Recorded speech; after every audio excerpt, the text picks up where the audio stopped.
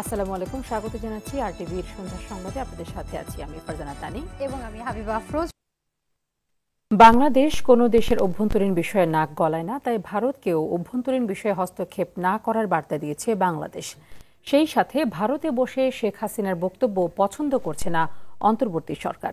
এই ইস্যুতে ভারত সরকারের দৃষ্টি আকর্ষণের কথা জানিয়েছেন পররাষ্ট্র সচিব জসিমউদ্দিন। অন্যদিকে দুপক্ষের স্বার্থ সংশ্লিষ্ট বিষয়কে গুরুত্ব দিয়ে ইতিবাচক সম্পর্ক স্থাপন করতে চায় ভারত। একদিনের সংক্ষিপ্ত সফরে এসে একথা জানান ভারতের পররাষ্ট্র সচিব বিক্রম মিস্ত্রি।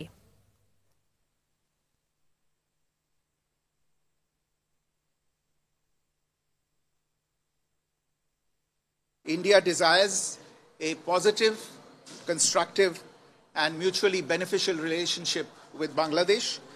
We have always seen in the past, and we continue to see in the future, this relationship as a people-centric and people-oriented relationship, one that has the benefit of all the people as its central motivational force. আমরা বলেছি যে তিনি ভারতে বসে যে সমস্ত বক্তব্য দিচ্ছেন সেটা আমাদের পছন্দ হচ্ছে না, এটা এক নম্বর। দুই নম্বর হচ্ছে তাদেরকে আমরা বলেছি যে আমরা যে এইটা পছন্দ করছি তাকে যাতে জানানো হয়। আমরা জানতে চাচ্ছিলাম তিনি সেটা নোট নিয়েছেন। বাংলাদেশিদের জন্য ইউরোপের দেশগুলোর ভিসা সেন্টার দিল্লি থেকে সরিয়ে ঢাকায় কিংবা প্রতিবেশী অন্য কোনো দেশে হস্তান্তরের অনুরোধ করেছেন অন্তর্বর্তী সরকারের প্রধান উপদেষ্টা অধ্যাপক ডক্টর মোহাম্মদ ইউনূস। ইউরোপীয় ইউনিয়নের দেশগুলোর কূটনৈতিকদের সঙ্গে বৈঠকে তিনি এই আহ্বান জানান। এ সময় বাংলাদেশ সম্পর্কে অপতথ্য ছড়ানো ঠেকাতে ইউরোপীয় ইউনিয়নের সহযোগিতা চান প্রধান উপদেষ্টা। দীপ্ত চন্দ্রপালের রিপোর্টে থাকছে বিস্তারিত।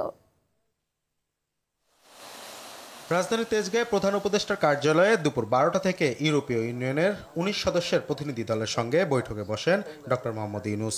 বৈঠকে গুরুত্ব পায় দেশের শ্রমবাজার, বাণিজ্য সুবিধা, রোহিঙ্গা প্রত্যাবাসন সহ বিভিন্ন বিষয়। বৈঠকে ইউরোপীয় ইউনিয়নের দেশগুলোর ভিসা সেন্টার দিল্লি থেকে সরিয়ে ঢাকা কিংবা প্রতিবেশী দেশে স্থানান্তরের অনুরোধ করেন প্রধান উপদেষ্টা। ভারত বাংলাদেশিদের জন্য ভিসা সীমিত করায় অনেক শিক্ষার্থী দিল্লি গিয়ে ইউরোপের ভিসা নিতে পারছে না, ফলে তাদের শিক্ষা জীবন নিয়ে অনিশ্চয়তা তৈরি হয়েছে। ভিসা অফিস ঢাকা অথবা প্রতিবেশী কোনো দেশে স্থানান্তর হলে বাংলাদেশ ও ইউরোপীয় ইউনিয়ন উভয়ই উপকৃত হবে। অন্তর্বর্তীকালীন সরকারের সংস্কার ও নির্বাচন প্রক্রিয়া সম্পর্কেও ইইউ প্রতিনিধিদের জানিয়েছেন অধ্যাপক মোহাম্মদ ইউনূস। বাংলাদেশ সম্পর্কে ব্যাপক আকারে অপতথ্য ছড়ানো হচ্ছে। আমরা এই মিস ইনফরমেশন ঠেকাতে আপনাদের সহযোগিতা কামনা করছি।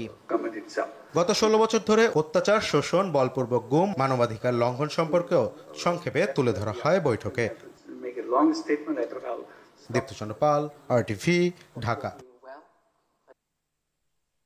বুধবার Dhaka to Agartala long march কর্মসূচির ঘোষণা দিয়েছে যুবদল, স্বেচ্ছাসেবক দল এবং ছাত্রদল। যুবদল সভাপতি আব্দুল মোনায়েম মুন্না জানিয়েছেন, ভারতীয় আগ্রাসনের বিরুদ্ধে নয়াপল্টন থেকে সকাল 8টায় শুরু হবে লং মার্চ। বাণিজ্য বন্ধ করলে ভারত তাদের দেশের দুর্ভিক্ষ ঠেকাতে পারবে না বলে মন্তব্য করেছেন বিএনপি স্থায়ী কমিটির সদস্য গয়েশ্বর চন্দ্র রায়। আশিকুল আলম জানাচ্ছেন বিস্তারিত।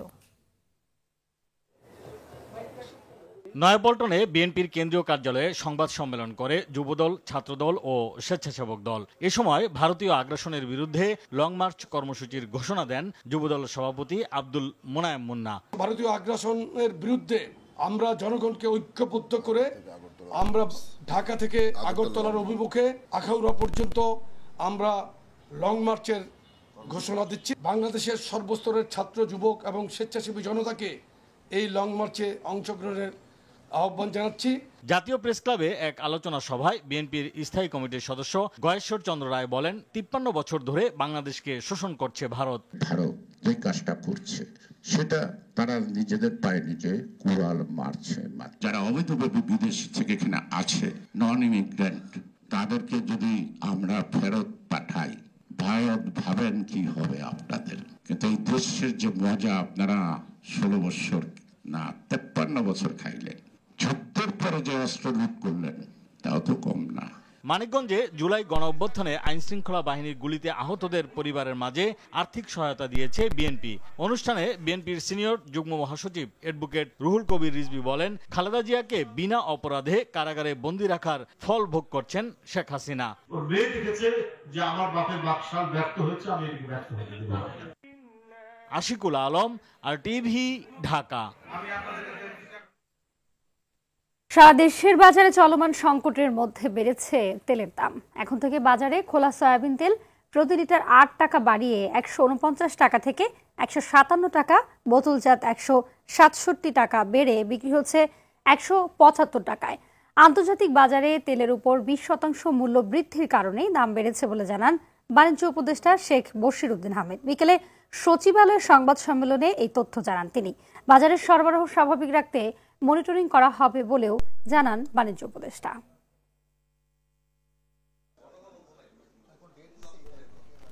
আলুতে একটা চূড়ান্ত অস্বস্তি বিরাজ করছে, এখানে এটা অস্বীকার করার কোনো জায়গা নেই। আমার ধারণা 3 সপ্তাহের মধ্যে ওনাদেরকে তাদের স্টককে লিকুইডেট করতে হবে।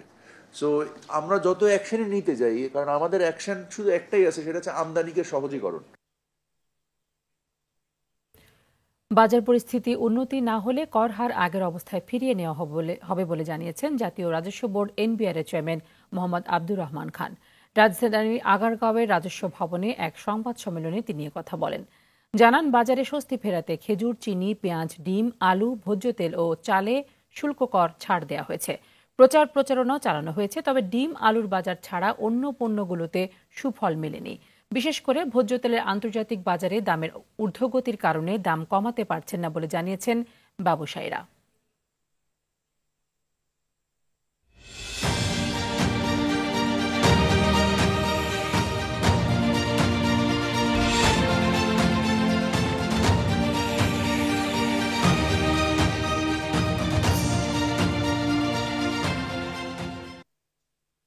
জানাবো আইডিএলসি পরিবর্তনের পথে বাংলাদেশ। মেক্সিকোর ভিসা প্রাপ্তিতে নতুন দ্বার উন্মুক্ত হলো বাংলাদেশে। বাংলাদেশি নাগরিকদের জন্য ভিসা আবেদনের সুবিধা বাড়িয়েছে মেক্সিকো সরকার। পররাষ্ট্র মন্ত্রণালয়ের প্রেস বিজ্ঞপ্তিতে বলা হয়, নতুন ঘোষিত সুবিধার আওতায় বাংলাদেশি নাগরিকরা এখন ঢাকার মেক্সিকান দূতাবাসে ভিসার আবেদন জমা দিতে পারবেন।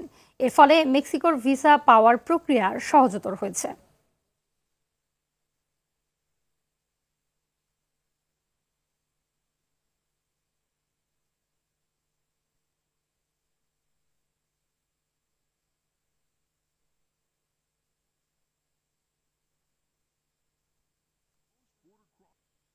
ন্যাশনাল লাইফ ইন্স্যুরেন্স আন্তর্জাতিক সংবাদ।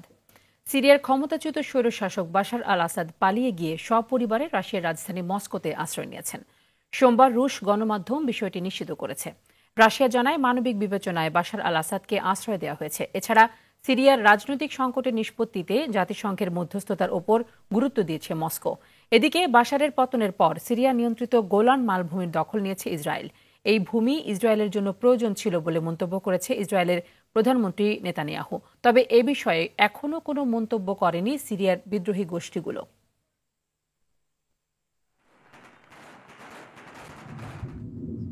জানাবো খেলার খবর।